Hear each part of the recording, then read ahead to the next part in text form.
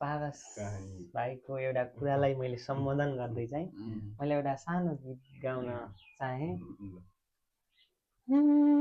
चर्किएको ऐना सरी फुट्यो हाम्रो माया, तिमीले घात गरे पछि टुट्यो हाम्रो माया, चोखो माया गर्ने मेरो दिल तोडी गयो, छुट्ने बेला चिनो आफ्नै फोटो चोरी गयो, फोटो फेरिमा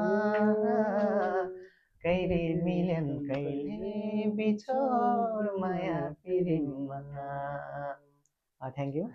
पारस भाइको लागि पनि एकदमै मिठो गीत गाएको छ सो ब्रेकअपको लागि। अनि सो तपाईँलाई चाहिँ कुन चाहिँ गिल्टी फिल भयो सो अब ब्रेकअप हुँदा अब त्यो एकदमै हुन्छ नि मन परेको मान्छे त अब हुन्छ नि ब्रेकअप मन परेको मान्छेसँग छुटिँदा ब्रेकअप हुँदा कस्तो फिल भयो तपाईँलाई? अन्त एकदमै जो त्यो टाइम थियो आफ्टर ब्रेकअप आफूलाई सम्हाल्न गाह्रो, जो पनि अभियसली सबैलाई भइ नै राख्छ, मलाई पनि त्यस्तै भएको थियो।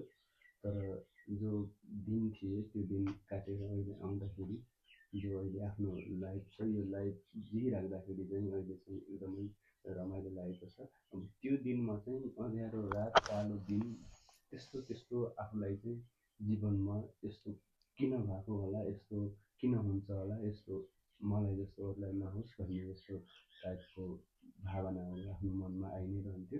तर जुन त्यो क्षण, त्यो कठिनाइ, त्यो बाधा आफूले पार गर्ने भनेपछि अहिलेको जुन दुःखपछि सुख आउँछ भने जसरी अहिले चाहिँ राम्रै भएको छ भनौँ। जे जस्तो भए पनि आफ्नो दिन सजिलैसँग काटेको छ, यहीमा खुसी लागिरहेको छ। अनि उहाँको नाम खुलाउन मिल्छ सो खुलाउन मिल्छ भने खुलाइदिनु, होइन भने पर्सनल राख्नुहुन्छ भने पर्सनल नै राख्दा हुन्छ। उहाँको नाम चाहिँ त्यसरी पब्लिक चाहिँ नगरौँ,